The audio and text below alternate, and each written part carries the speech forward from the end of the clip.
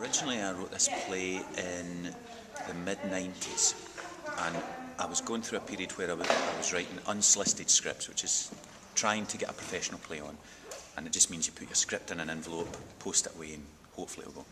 It took me 6.5 years of writing plays before my first play on.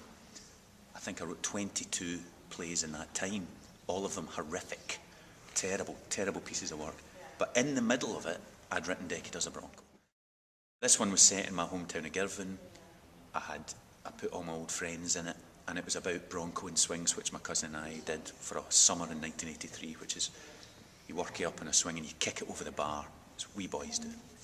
It was staged originally year 2000, I think, in the Edinburgh Fringe, in a swing park.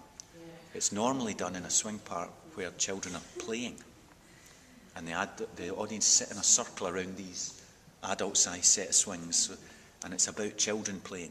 It's about children as an adult comes back, narrates this whole story of really a kind of unimaginable sadness that happens to this group of wee boys.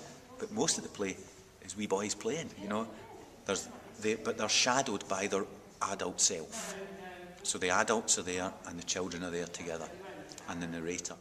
Unlike a lot of my other plays, there's never been a translation. There's never been another version, which is why I'm so excited about this, and why I came down, I think.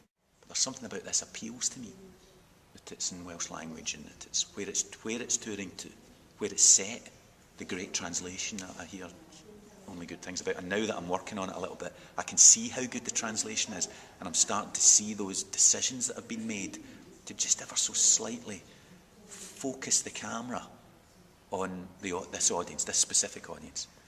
And I think it's really special.